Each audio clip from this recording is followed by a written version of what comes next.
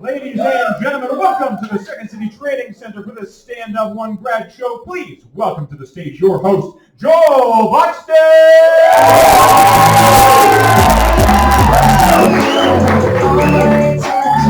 Oh yeah, Sam, you got that grimy groove. No, pump that up, pump that up. Okay, let's see.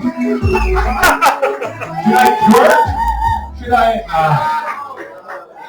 I don't want to climax too early for the show. How's everyone doing tonight? All right. Hello, I'm your host. My name's Joel. I'm also the teacher of this class. And you're going to see your friends and family just crush it tonight. I've seen their sets. They got some stuff up their sleeve. But first and foremost, I always teach my students, you always want to address the elephant in the room. You know, there's something about you, people are going to be wondering about it. You just want to get out of the way, get on with the show. So I'm just going to throw it out there. I am bald. And I love it. They never get idea that barbs. So I've saved minutes. But it's not all fun and games looking like the first character you get rid of in Guess Who. Don't laugh too hard. Hurts my feelings when you laugh too hard. Laugh medium. Laugh medium. I look like a guy who knows how to build a fire. But then he's going to brag about it all night. Everyone at the party, do you see the fire? It's me. I've been having a tough year. Nothing major. I just got pizza shamed. Do you know what pizza shaming is? No, I made it up. But it's a real thing. It's just the word I made up. It's a real phenomenon, and it happened to me. This is what pizza shaming is. Have you ever ordered too much pizza for one human being to eat? Yes. Yeah. Pizza shaming is when the pizza guy comes and he lets you know about it. He kind of implies that you're big, right? Here's how it happened to me. It started before he even got to the door. He comes up to the door and he's holding his hot sack. Maybe that's not what it's called. That's what I'm going to call it. So he's holding the hot sack and he's already he's holding Thor's hammer, and I'm just like, all right. And then he comes up and reaches into the hot sack. I'm committed to the word now. And this is what he does. No word of a lie. I'm not exaggerating at all. He goes like this. He goes, oh. Hands me my large pizza. He reaches in again. Oh. Like he's Sherlock Holmes discovering a clue. Then he feels something else in the hot sack. He reaches in a third time, pulls out my crazy bread, because I'm a crazy dude. And this time he's like, oh. And he said it just like this. He goes, big order. It's a big order. Hands it to me. And the worst part is, that's the worst burn I've got all year. And what bothers me the most, I don't even think he was trying to insult me. I think he was impressed with me. He was like, ha, rich fat man. Yes. You're a powerful pig. Okay. Anybody else take karate lessons? Okay. Not the only man in his late 30s showing up at the Doge twice a week. Yeah, I didn't get the memo. Past your 12th birthday, karate gets a little bit weird. You know what I mean? Most kids, 12th birthday, blow out the candles. Parents are like, here's a guitar. Go meet some girls. Go. Because, when you're a kid, when you're 12 and you do karate and you tell people you do karate, they're like, oh, cool. Are you some kind of ninja? When you're my age and you tell people you do karate, they're like, oh. Cool. Are you going through a divorce? And the worst part is there's a kids class before my adult class. So I would show up in my civvies at the Doge, right? Nobody wants to see a man in a white belt running around Toronto, right? And they think I'm another parent waiting for their kid. So I have these kinds of conversations where a mom will turn to me and be like, Connor's loving karate. He's learned so much self-confidence and discipline. How about you? I have to turn back and say, I too hope to learn self-confidence. Like your son? Yeah, it's not a very funny place either. The other day I got kicked so hard in the tummy I farted. Nobody laughed. I was devastated. I'm a comedian. That was the best joke of my career. No laughter at all. Okay, I'm going to tell you one more thing about karate, and then I'm going to start this amazing show. In karate, we have a thing called a ki. Have you heard of this? My karate peeps have, I'm sure. What it is when you hit something, when you strike your valorous opponent. I can't even say it with a straight face. When you strike your opponent, it's the sound that comes out when you strike, right? So I asked my sensei, I said, Sensei, what is the sound of the ki? What is the sound I make? And he said, well, Joel, it's past 10. You got to get out of here, man. You got to go home. But before I went, he told me, it's whatever sums up your personality and your vibe in one sound. So I'd like to leave you with my ki, if that would be all right. Woo! Would you like to hear my ki? Okay, I'm going to charge you up here. It goes like this. Help! All right,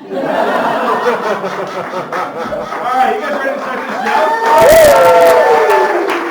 All right, we got a banger for you. Please give a warm welcome to your first guest. It's Rohit!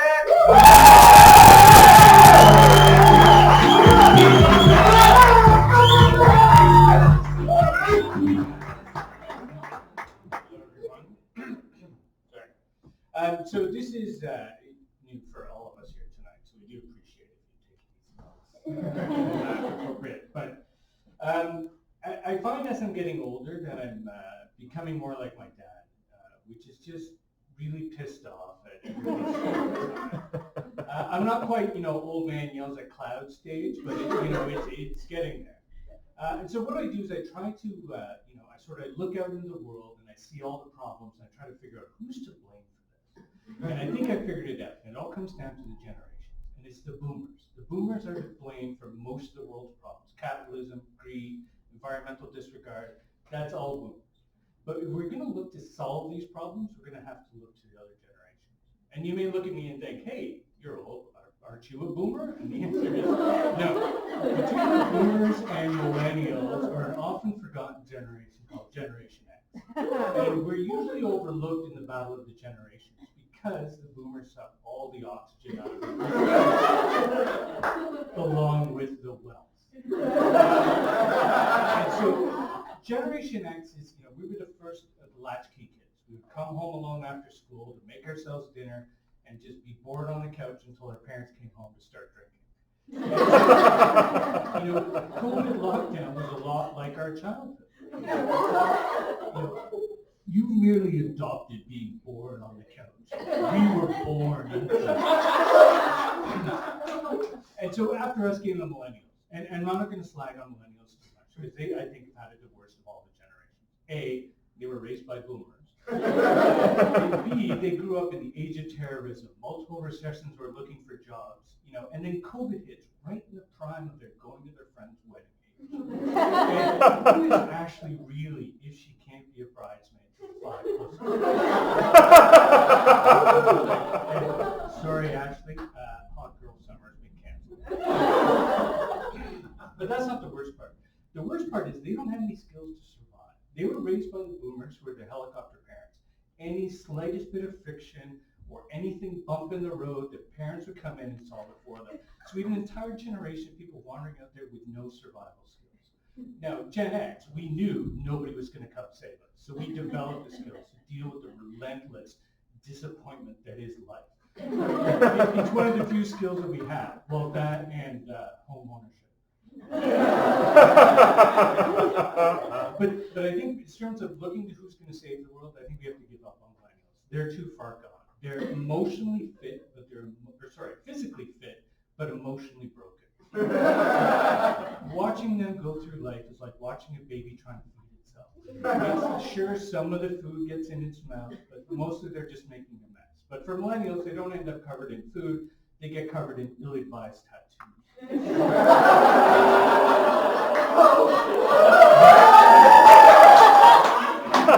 thought you guys like that.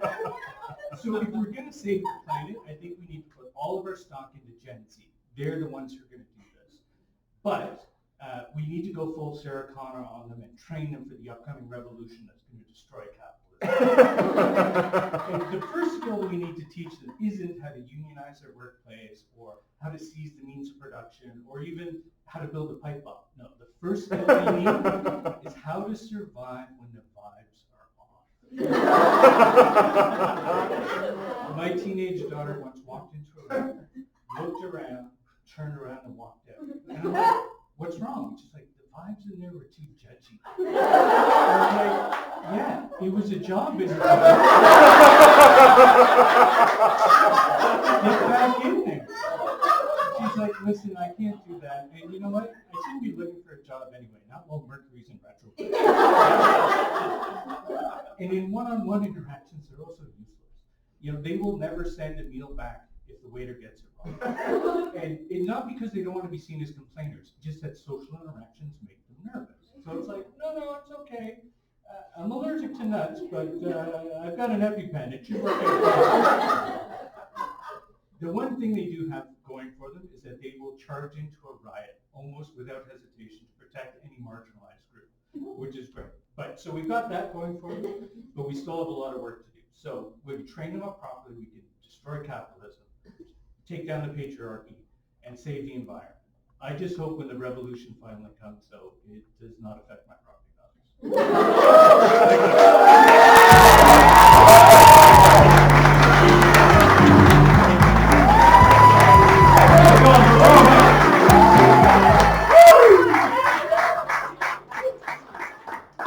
Man, he's got some drip, you know? That really slapped. Say all the Gen Z stuff I know. That was it. That was everything. Folks, are you ready for your next act? All right, please give a warm welcome to a very funny guy, Will Lang.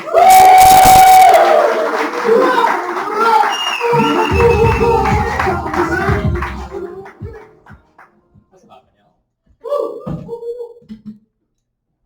Y'all ever get a blood test? Yeah? Does that happen to you? Yeah, woo for lack of blood. Nice. I got one recently, and I had to, you know that sheet you get where like it tells you like what you're getting it for and like what your risk factors are.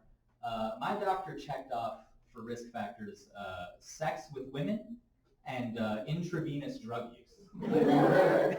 So that's flattering because he thinks I'm having sex with more than one woman. But I also might be shooting heroin. He has like a very particular opinion of me. I'm like, doctor, I'm tired all the time. And he's like, fuck, this guy's cool. He probably does sex a lot and the drugs also. You can't like eat or drink for 12 hours before like you get the blood test and like for what? You know? I'd like lose my shit if like they gave me my results and they're like, yeah, we were looking for gonorrhea, but we found like grapes. You've been having grapes in the past 12 hours? I'd understand if it was like McDonald's, right? Because that shit doesn't decompose, you know what I mean? Like that stays in your bloodstream forever and I can't go 12 hours without it.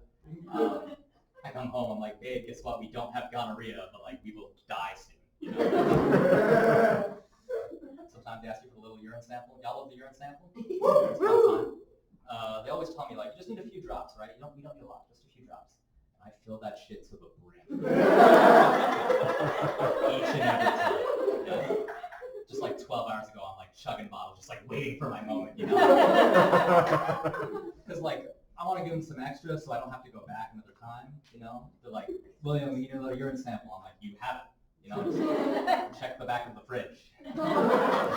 Y'all know the piss fridge?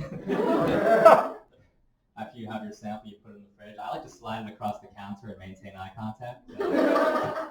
Now you feel how alienatingly warm this is. You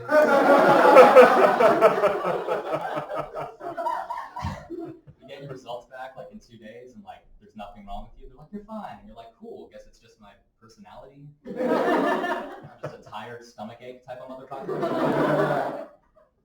Long story short, I have gonorrhea. Yeah, not good, not good. I probably got it because I didn't learn about safe sex growing up, right? I learned about sex from porn, right? Y'all watch porn? Yeah, okay, cool. Share that with the room. Let's get into it, you know? Y'all ever notice that, like, porn kind of reads like a newspaper? Like the titles of videos, man? Because, like, in the news, you get, like, American troops pull out of Afghanistan. Right? Some of you see where this is going. And like porn, you get like stud forgets to pull out of married woman, you know? It's written the same way, same stuff really.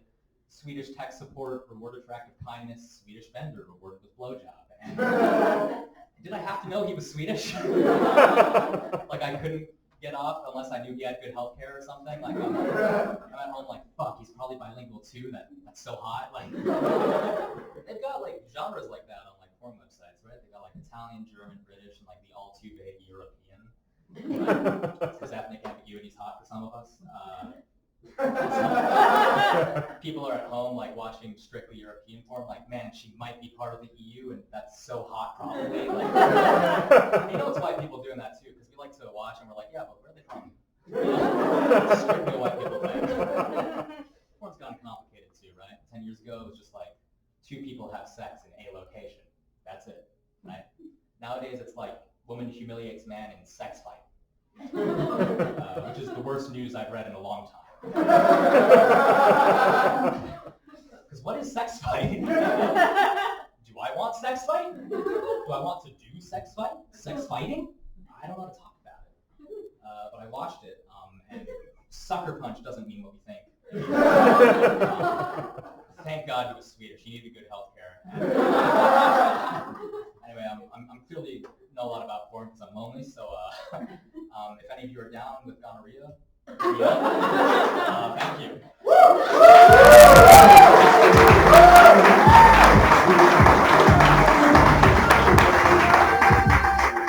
Over Will. All right, folks, I'm going to keep this show rolling right along and bring up your next act. She's very funny. Please give a warm welcome to Alethea Aru.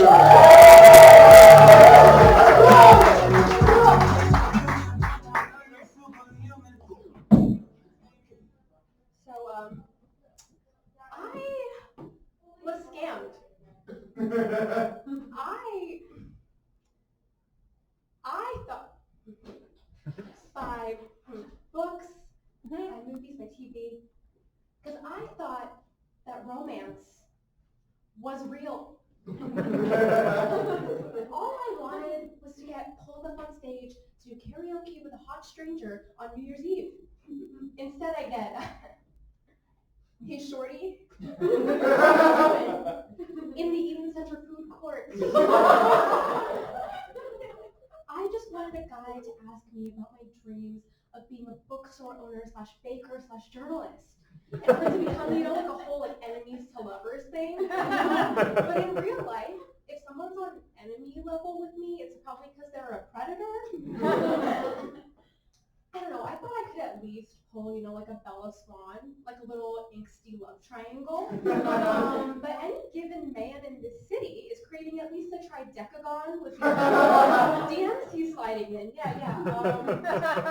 And I mean, I just want a guy that would go to the Hunger Games for me.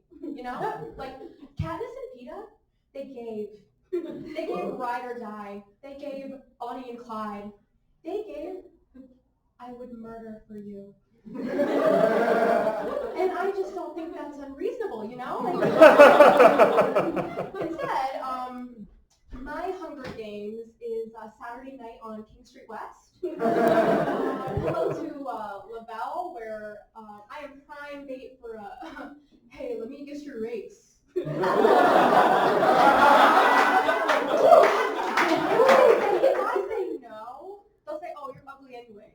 and who's the girl right next to me? And that's the thing, they love to insult you out there. Like, I once said no to a guy, and he asked me why my food was so greasy for.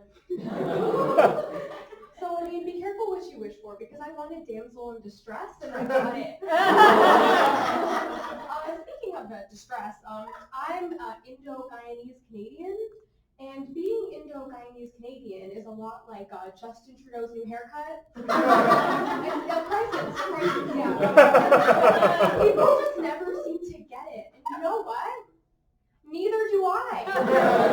Like, if someone asks me what kind of music I listen to, I just don't know how to explain to them that I grew up listening to songs with lyrics like, girl, you got the realest bumper in this town. It's the way you move it up and down. The size, the shape, and the way that you whine and the jiggle of your waist. That bumper is too real. It's dangerous. But also the last concert I went to was the Lumineers. Just not feeling proud enough or Canadian enough. Like, I know who Shah Rukh Khan is, but I don't know what he's saying in his movies. And I love the Olympics. Those fucking mittens, incredible. But you will not catch me vertical skiing, no. And that's the thing, it's the subtle things, you know, like everyone here has like an Uncle Rob or an Aunt Laura. Me? I have my parents on the phone like, you hear? Alligator man dead. I'm like, what the fuck? Alligator? Why do you call that? I'm going to tell my boss, hey, sorry, can't come in. I have to go to Alligator Man's funeral.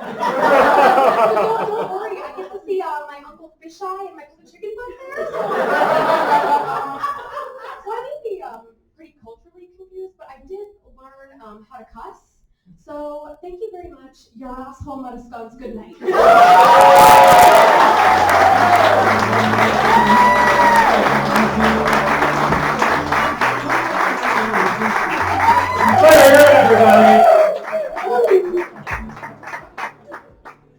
Alligator man. That's so good. I'm going to bring up your next act. Please give a warm welcome to Shashank!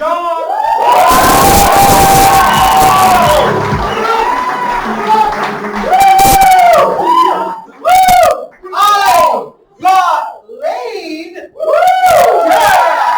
Off! Yeah, that happened. So, despite this being my first comic show, I'm a full-time comedian, so thank you. Yeah.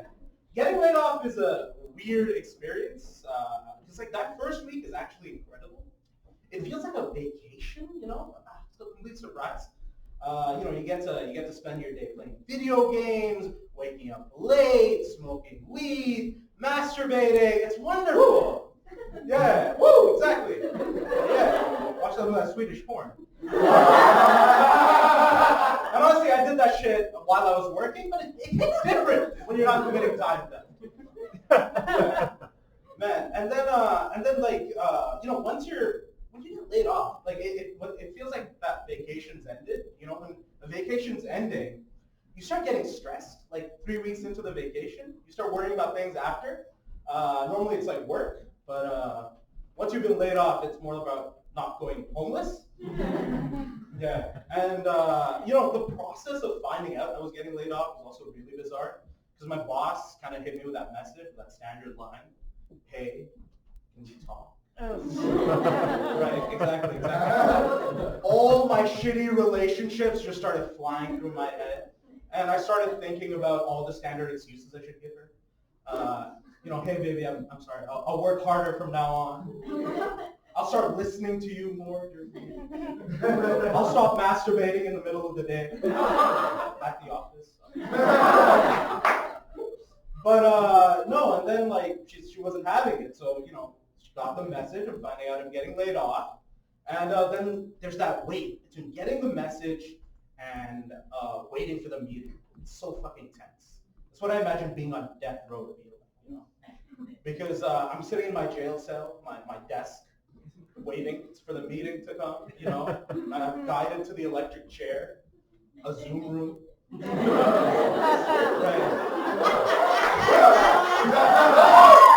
Yeah, and then I have to face my fucking executioner, you know? Rachel from HR.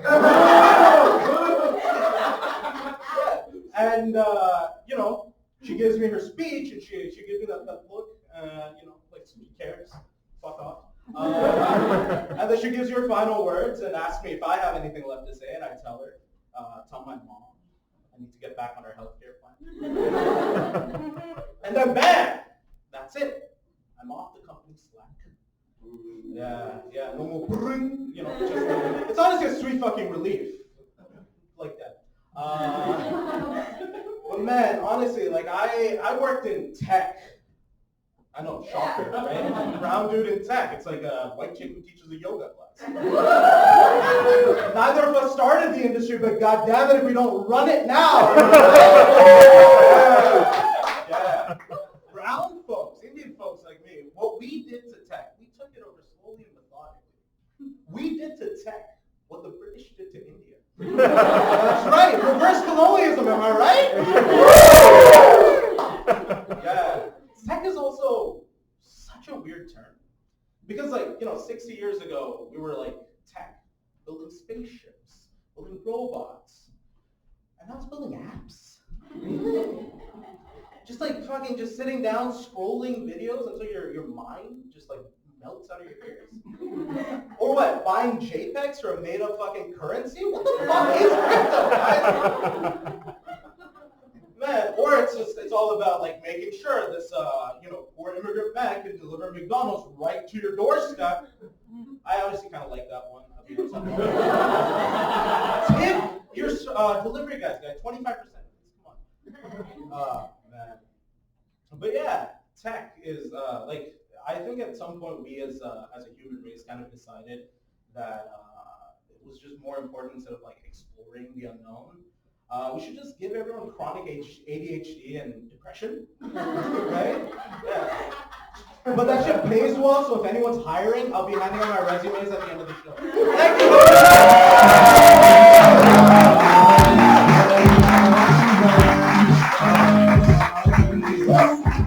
Good job, everybody. Are you having a good time so far? I'm dying back there. These guys are funny. And your next comedian is no different. Please give a warm welcome to Doug McLaughlin.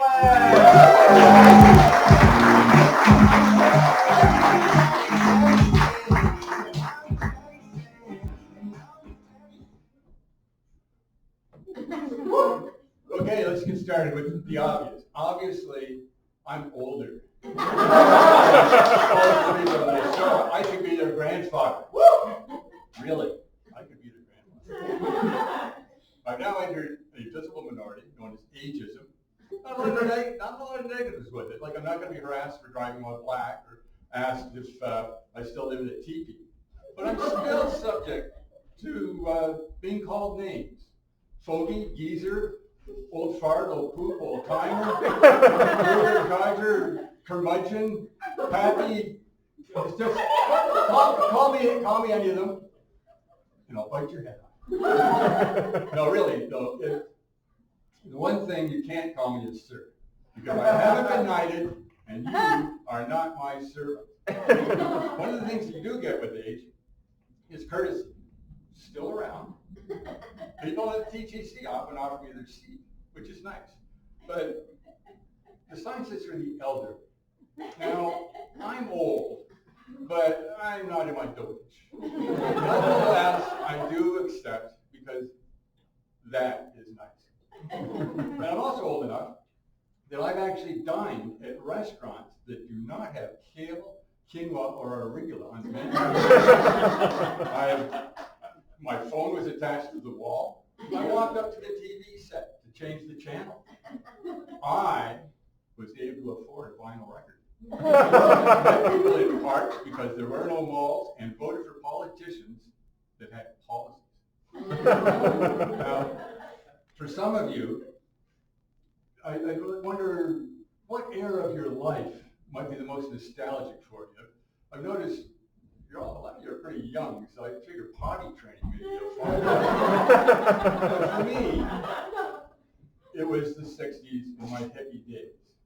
Okay, very simple life, sex, drugs, rock and roll.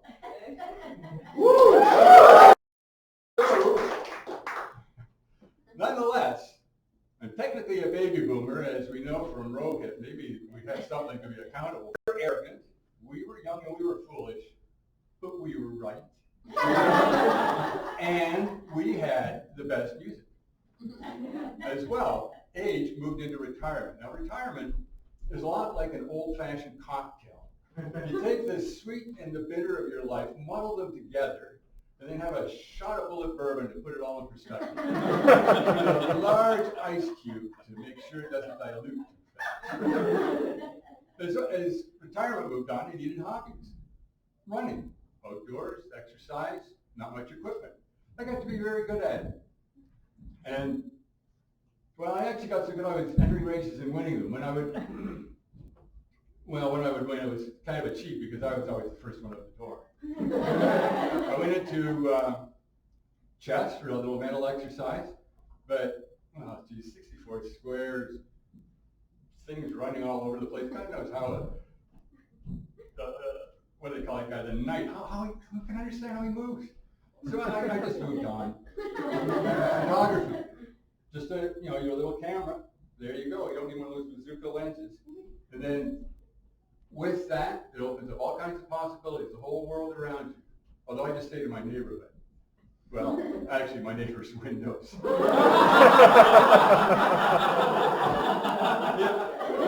Who could have guessed? My running training came in handy.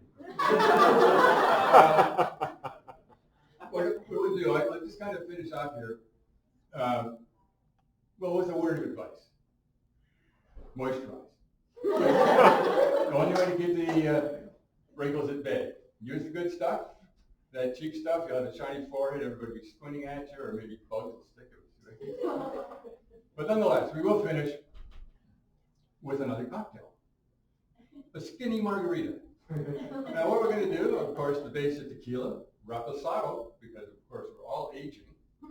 Lime, because that fresh squeezed is like the moments in time, but we will forego the Cointreau with its alcohol and calories for a nice shot of orange juice.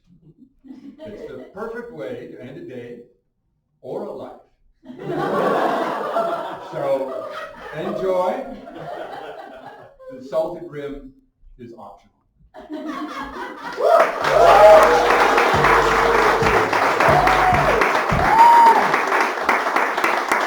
it going for Doug. I get some moisturizer after the show. I'm getting some. He's got through to me, and I'm also gonna have a Manhattan. Very old fashioned. All right, folks. I'm gonna bring up your next act. Please give a warm welcome to the very funny Faith Ng.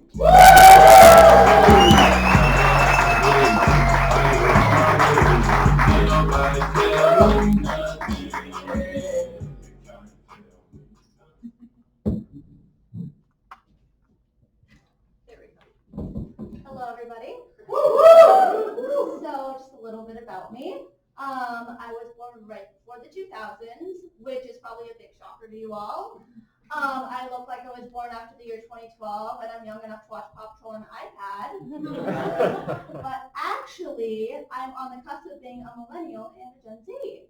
And I could not be worse at relating to either. I'm not trying to sound like a boomer over here like Doug, where I'm like talking down to my kids going through a quarter-life crisis saying, when I was your age, I was married, had 3 kids, took over a country, ran for government, started and ended the Civil War, and paid off my mortgage all at the same time while you're over here complaining about how broke and offended you are. No, this is me trying to like almost ask for a cry for help, being like, I don't know how to be relevant, and I wish I was more relevant, you know? Like, I wish I could be at the level of loving coffee that a millennial does, to the point that I have a But First Coffee shirt in my Amazon basket, and also have that, like, automatic reload for my Starbucks gift card set for every 20 minutes. Like, also, like, I wish I was just into drinking coffee in general, just because I think people look so sophisticated they do it, and also it's so much cheaper than my Adderall addiction. I just can't get into it. Don't ask me why. Adderall's so addictive. Anyway, that's another thing. I also not like Gen Zs in the way that they like dye their hair and pierce a different part of their nose every 5 seconds. And this isn't meant to sound offensive, by the way. I think it looks cool, kind of in like, like I hate my parents, no one understands me kind of way. But like I feel like if I were to do it, I would just look like an anime no one would want to watch. But yeah, I can't relate to like either generation in the way that they go to therapy. Like, I feel like it's great that both of them are willing to like talk out their emotions with someone, even if it does cost half your paycheck just to learn emotional regulation skills that you will forget in about 2 weeks. But yeah, should I probably go to therapy? Yeah, but like honestly, I'll probably do the thing that both of them do and just like post on social media about how I'm gonna take like a mental health break to my phone because it's like a lot cheaper, right?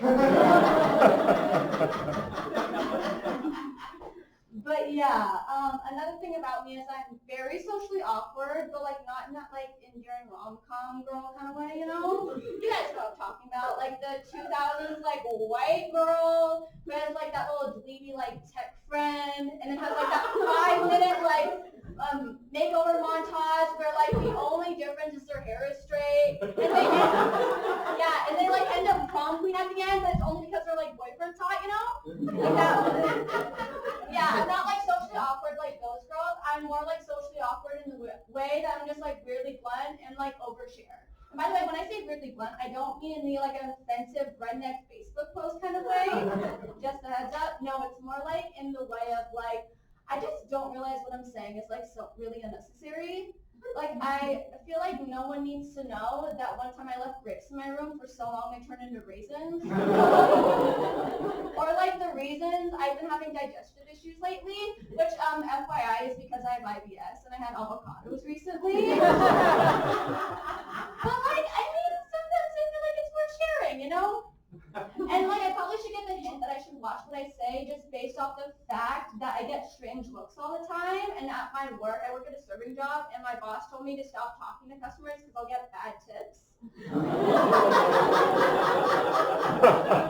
But yeah, nonetheless, I have yet to learn from my mistakes. But I will say the one thing I benefited from being so awkward is that I have no bad dating experiences just because I have like no dating experience at all. Yeah, ironic how I can filter my dating pool but not my mouth. I mean, technically I do have a boyfriend, it's just he doesn't count because like technically I haven't met him in person because he lives in a different country and we've only spoken through DMs. Anyways, if you will excuse me, I have some Paw Patrol to watch my iPad, but thank you.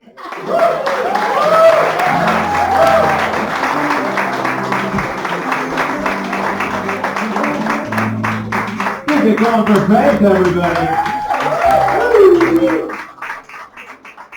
Ooh, what was that song, Sam? That was heartfelt. Girls Like You by Maroon 5, Joe. Oh, M5 up in the hissy. Okay, things are heating up. That guy has a lot of tattoos. Did you notice that? When they did like the Super Bowl? Yeah. He was tatted up. I was like, pretty cool. Okay. This show's brought to you by Maroon 5, by the way. We have to end on that song, for sure. Just a little request. Yeah, no worries. Folks, I'm going to bring up your next act. Please give a warm welcome to Chris Peñaranda!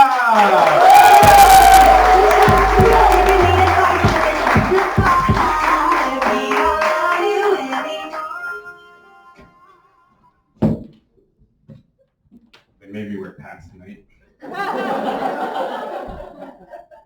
So I started online dating as the pandemic went on, which now means I have double the mental health issues and a sore throat. Dating's hard for me just because as soon as I meet someone, I tend to Google them, like I'm a Patriot Act under a Republican term. Which led me to find out, there's one girl I've seen, her dad was in jail for terrorism, which was so disappointing because I always wanted this side hustle to be cocaine.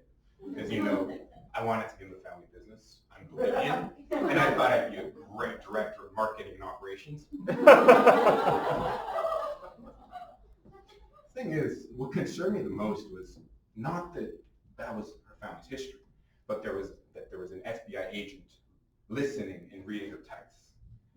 Because I started humanizing him, thought about him as a middle-aged white guy, probably had a son that didn't talk to him, a broken sex life, an obsession with Japanese bonsai. Agent Harris, let's call him that. And, I do think I did save Agent Harris' life. I mean, not his life, his marriage, which, when you're 40, is the same thing, to be honest. And that's because I imagined that he'd go home, long day, read my dirty texts, and get freaky with his wife. And that's because I get really freaky with emojis. I used to send my girlfriend a tongue, a peach, a water squirt, and a grocery cart, which in millennial means I like to eat the booty like groceries.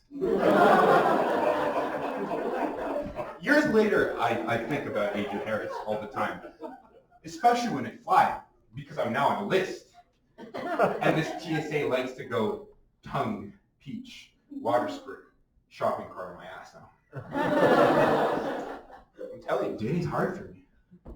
Another thing that I tend to do when I start dating someone is that I get weird, because I'm also a hopeless romantic. Like, I have this idea that I'm going to find a woman I love.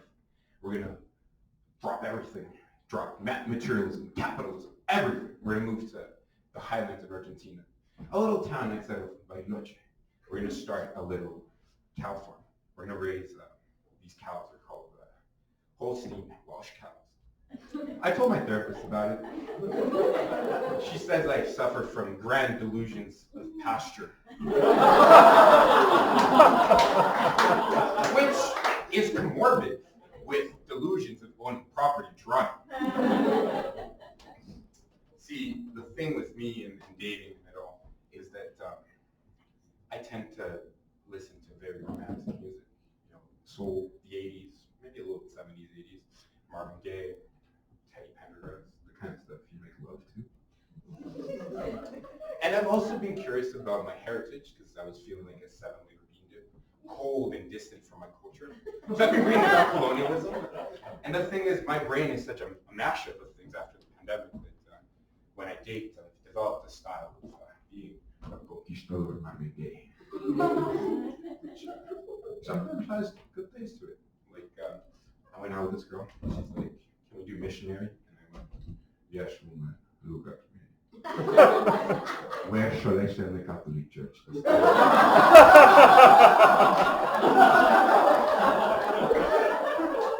She wasn't into the Catholic stuff.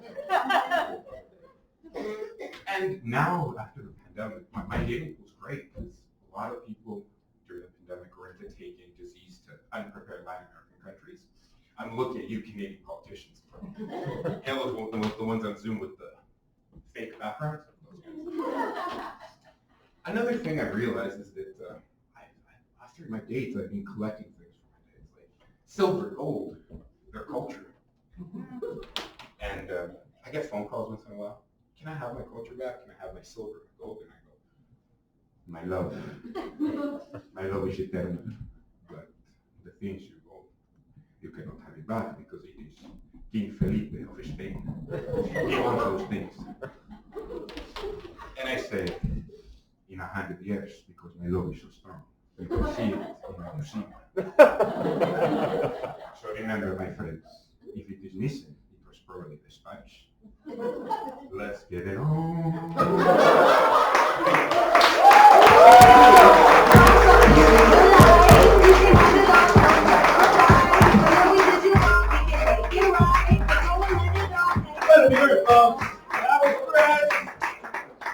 All right, we got a few more acts in the show. You guys feeling all right? All right. Well, this next comic is very funny. You're going to love him. Please give a warm welcome to Vishal Knight.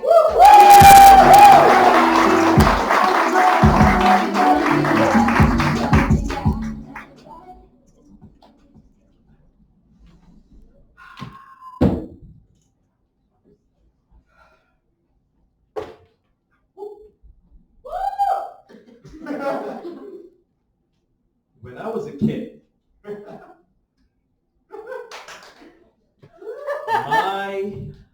parents told me I could be anything I wanted to be. And I told them I'd like to be a dog. I just wanted to lay one on it. When I was a kid, my mom told me that beauty lies in the eyes of the beholder. And I told her, Mom, beauty belongs to the beast.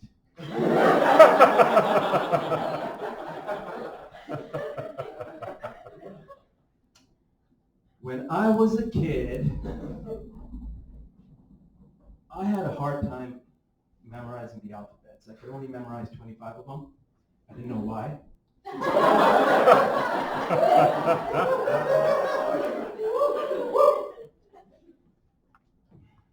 When I was a kid, I used to think people were related because of the similar last name. I think most of us did that, right? So I used to think Michael Jackson and Janet Jackson were related. You know, they were siblings. Mariah Carey and Drew Carey were siblings too. Serena Williams and Venus Williams were related, and Robin Williams was their stepdad. Stan Lee was Bruce Lee's stepdad, etc. Yeah, and when I was a kid, I thought urine was flammable.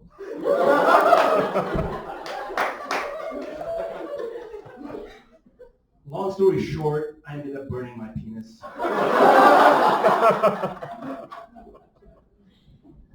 You know, when I was a kid, where I grew up in the Middle East, it was a very strict country, you know, and it's so strict that they literally have no rights when you compare it to a country like Canada.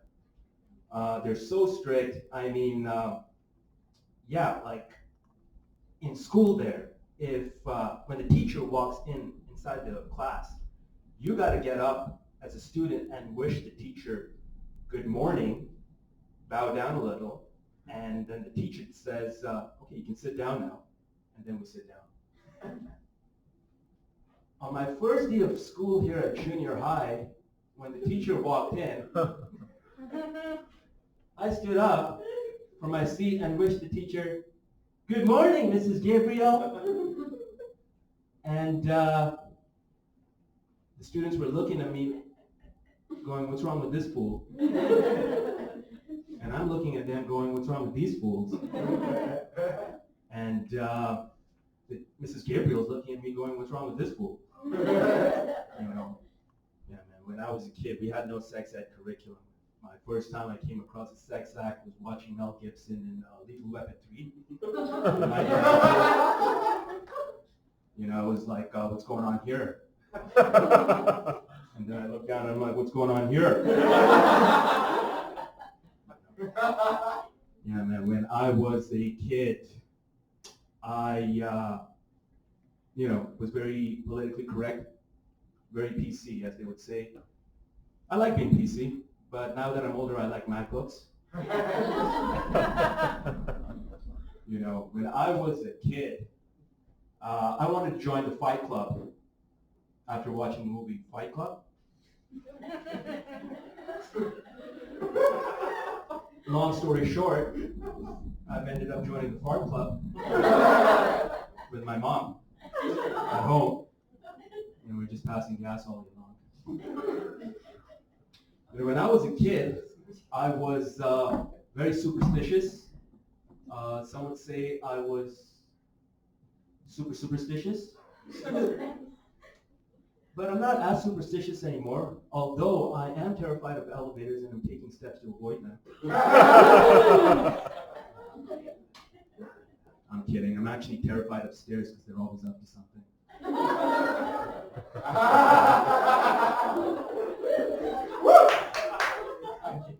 When I was a kid, I wanted to run for office, but now I walk to the office. I don't work a 9 to 5 though. No sir, but I do work from 10 to 6. If this wasn't stand-up comedy, it probably was a downright tragedy. I'd like to thank you for listening to this insanity. Thank you so much.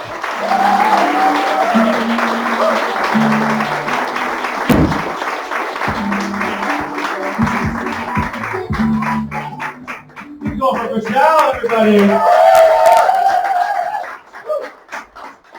All right, we're going to keep the show rolling right along and bring up your next comic. Please give a warm welcome to Kieran.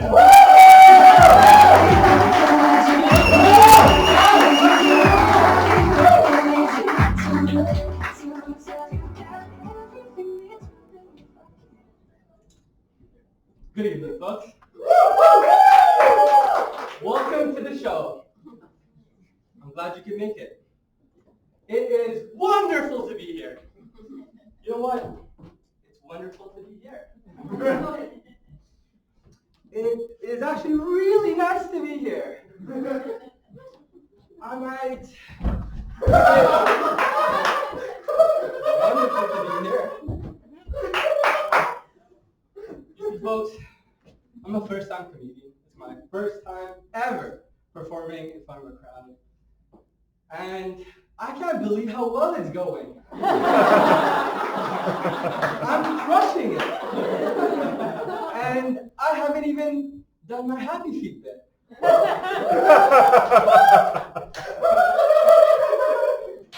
learned a lot about comedy. And comedy taught me about looking at things from a different perspective. Have you ever noticed the natural enemy of an egg is a bowling ball?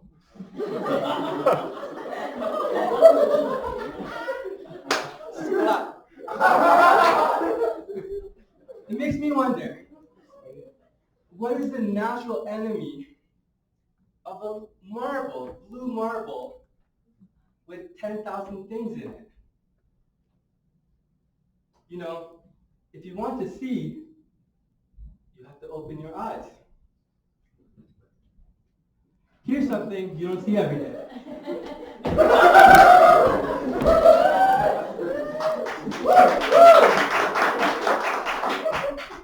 Sorry, I lost my mind a little there. I get like that when I get the nerves, you know? First time comedian, you feel it coming, like, oh no! I feel it coming! I feel it coming! I caught the happy kid!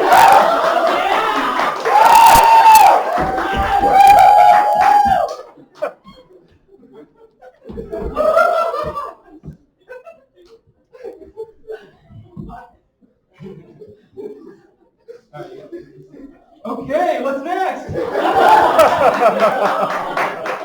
For my next act?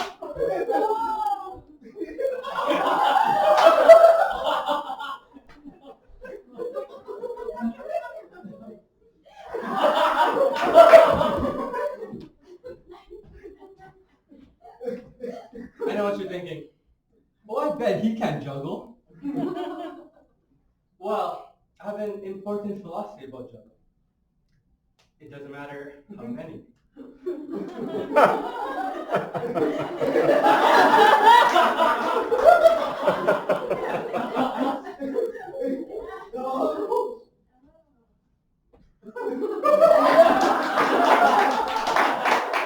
I'm only teasing. I can use all of these. If I got off gutter, please. Oh shit, now I gotta get it back.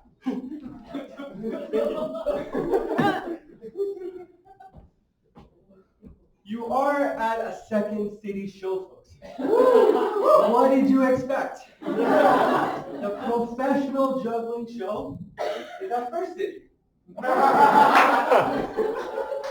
Now, I would like to show you an impression that I call juggling on a motorcycle. Are you ready? Woo!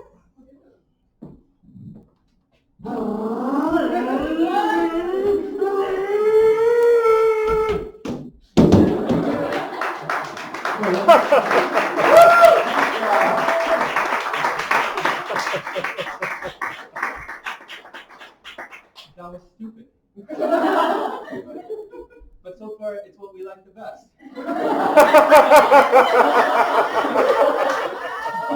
How about a story instead? You know, here's an interesting thing. I gave my cat a bath the other day. You know, I heard you were supposed to give cats a bath, and that they don't like it. But when she came home, she was really dirty, and I decided to give her a bath. If you have a cat, don't worry about it. It was great, and cats love it. And it was fun for me too. She just sat there, she enjoyed it. The fur would stick to my tongue. But other than that, it was great.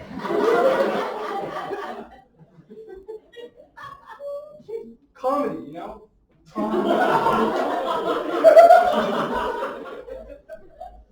What I learned, the most important lesson I learned about comedy is that you gotta make room for it.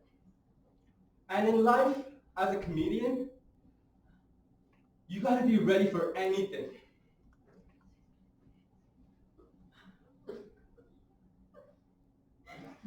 That's why I carry crayons on stage with me, so I can draw a big crowd. Thank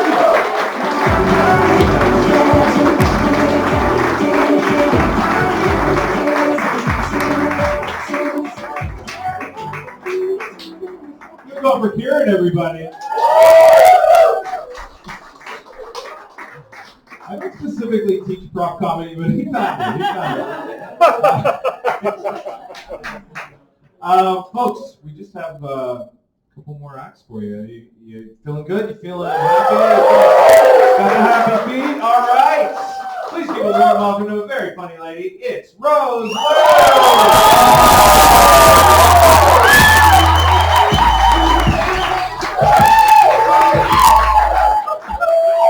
That is crazy. No, this is my first time going on stage. Yeah. But you know what they say about first time? Yeah, it's gonna hurt. Yeah. You know what's gonna hurt more? Is that you do nothing about your dream. Welcome to my tactile bitches. I came from China, and before I came to Canada, I thought I needed an English name to get around. So I thought it would be cool if God decides what my name's gonna be, you know, and still with me, you know, just kind of, I'm spiritual that way. So I close my eyes, I flick through the Bible. Okay, not really Bible, because I don't want to name myself Matthew or John. Yeah, I flick through the dictionary, and I love the letter R. So my finger lands, and guess what? Rice.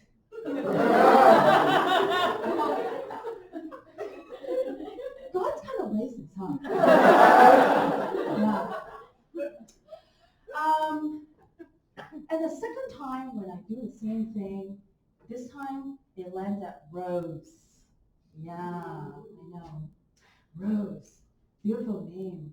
But isn't like kind of like a stripper's name? You know? And I thought to God, you kind of naughty there.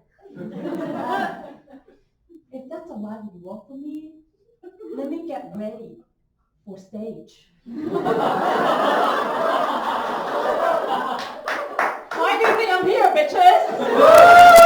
Yeah, I'm here. And my Chinese name is actually Yanwen. It means bird flag of beautiful sky. It's beautiful. It's kind of sick, right? That's what my comedian always say. It's kind of sick.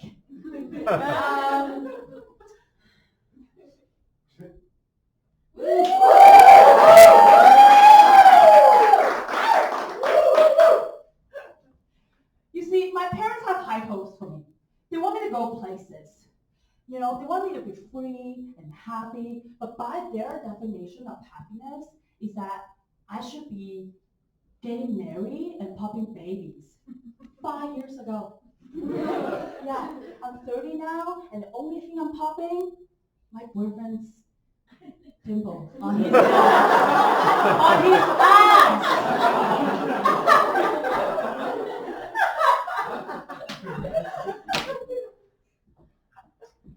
Yeah.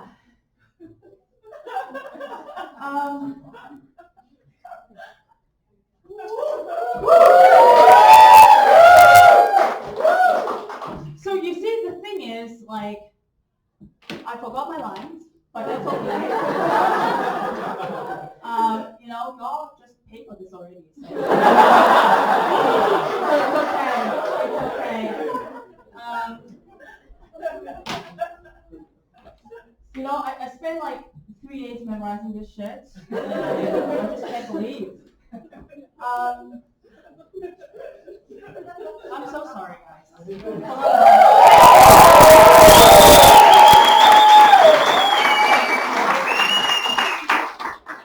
I time up? No, I slept. Yeah.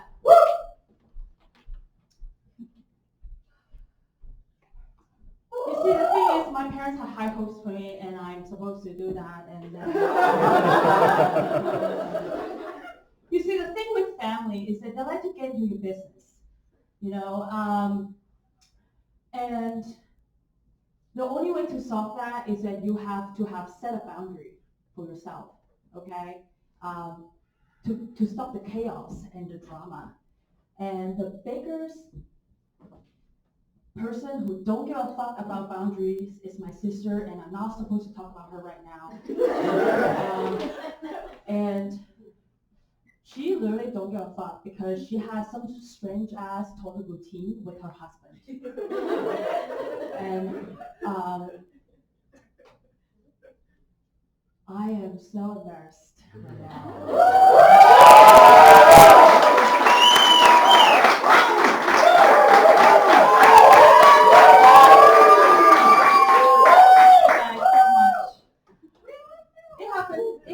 Comedian always bomb like this, you know. The thing is, you guys are gonna be the first person who's gonna see me doing this, and when I go out there, yeah, I don't know if that's gonna be my job. The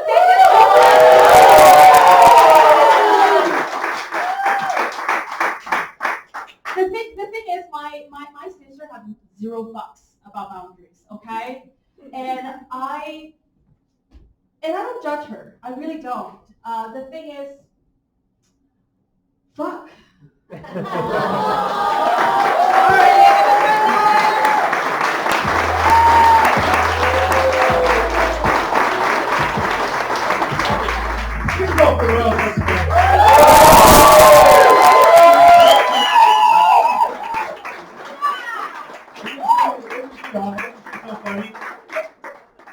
And Rose, you know what? It happens to the best of us, and now you got something to look forward to for your next set. Wasn't she awesome? All right. Well, we got 2 acts left for you guys, and they are awesome. So please give a warm welcome to Emily Chim.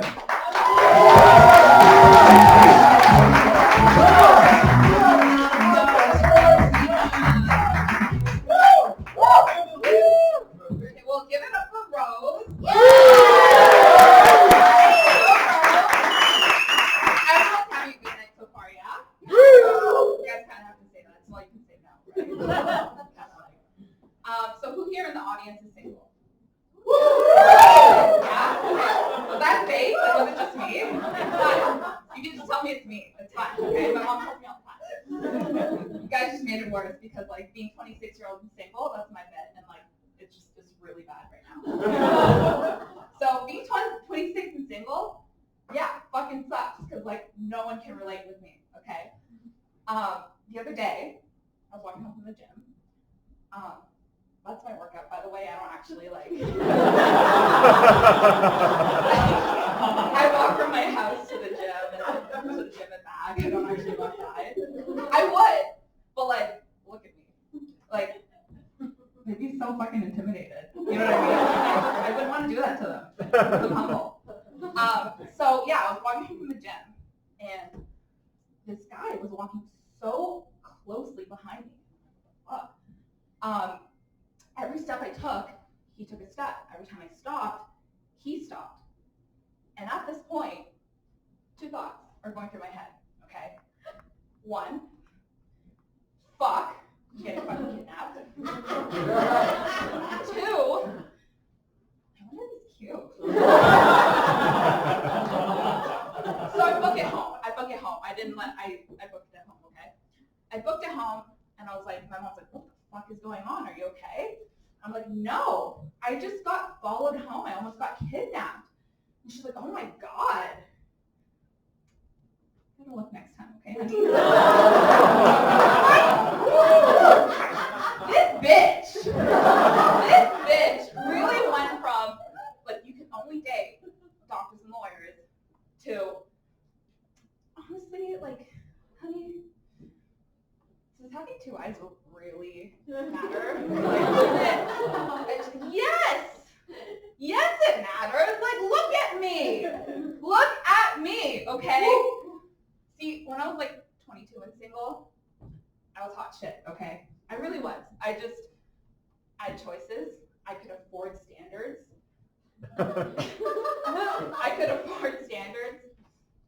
I fucking forgot my line. I could afford standards, and the dating pool was infinitely wider. Okay, it really was.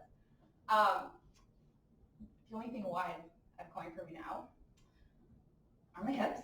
Okay, don't ask me why. I can't help it. It's just the way the cookie crumbled. Okay, into my mouth. So I almost feel like dating as you get older is kind of like inflation, you know?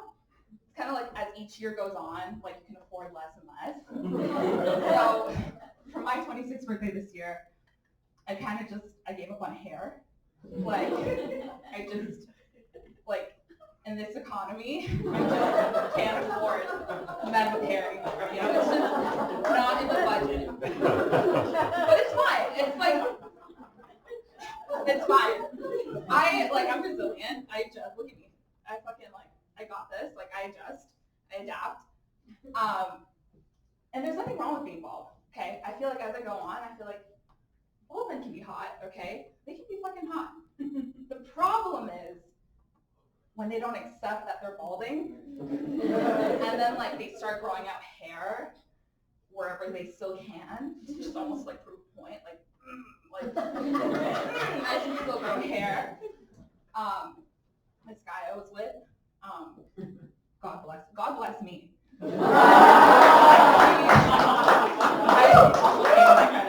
He started growing out his he's like, oh my God, look at me, hair count. I was like, no, ew, no, babe, I flossed already, it's fine.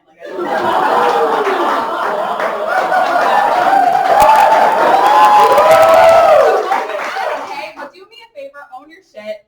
It's okay being bald, it's fine. You go in this world and you're like, yeah, I'm fucking 26 and single. And what? Yeah, my therapist told me to get professional help.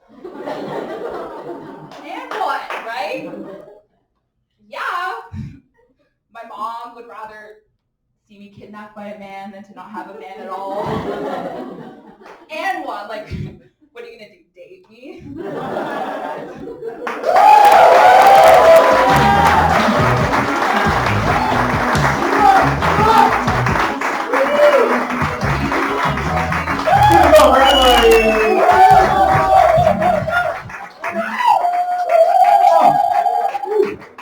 Well, folks, we're done to our final act. Can you believe it? So let's get all that energy and give it up one more big time for your final act. Give it up for Allison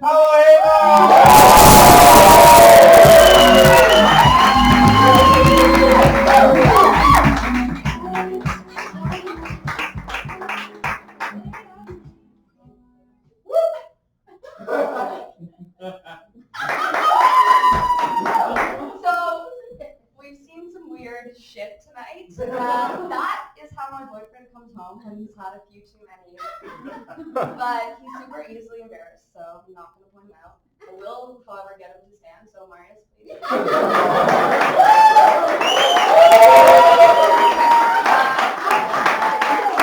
can sit the fuck back down now. So, I'm 27.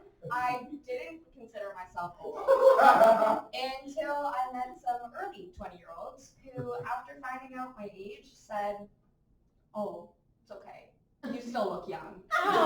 And, yeah, I do. Have you seen this 100% my own. Just made the final payment. I'm not old enough to hang out with anyone over 30 yet, though. When I try to bond with them, I get a lot of, "You're a baby, shut up," or the worst. They won't stop showing me pictures of their kids. And they have zero time for pictures of my cats. I really worry about the planet, so I'm always trying to buy local and organic, except for skincare. That's obviously from Korea. Thanks. I currently teach Pilates down on King West, which is kind of like being a cult leader. I have a misguided notion of my own importance. I demand blind, unquestioning obedience. It's expensive as hell. Everybody looks the same, and it's really hard to cancel the membership. Also, on Fridays, there's a mandatory blood sacrifice. I used to box. I did one fight, thank you. I was in a weight class called Rooster Weight. We were so light and unthreatening, we were no longer just featherweight, but the entire fucking earth. Which means now, I'm done. Like, if we were to get attacked, I'm your obvious choice as first line of defense. Logically, I know I'm probably no match for anyone, but the voice in my head says, dude, they've never seen your 1-2. Some shit I don't mess with though. Like, the other day, a friend came in from out of town, and turns out she's psychic. While here, she told me that my friend Catherine has what she called an attachment. Basically, Catherine's haunted. Whoa. Shut the fuck up. Wait, what do we do? Like, first of all, how do we tell her? What's the social protocol to tell somebody that they're being haunted? Do we slip, like, an anonymous note under the door? Yes, you demons. Do I take her out clubbing and, you know, when we're having those drunk bathroom chats, I say something like, "Girl, you're so smart and pretty, and no man, I'm telling you, no man deserves you. Especially not Satan." Or do we walk through Kensington, you know, past one of those stores, and I'm like, "Hey, just for fun, you got time for an exorcism?" Or maybe it's a gender reveal, you know, I bake a cake, but not pink or blue. That shit's black inside. Surprise, it's a demon. Thanks guys, good night.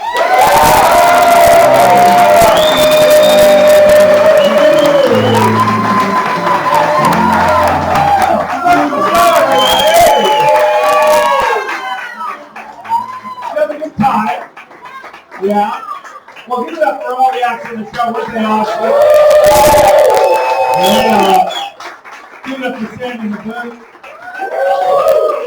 Give it up for the best band ever, Maroon 5. And give it up for yourselves, because we can't do comedy with a live audience. So thank you for coming out. Have a great night.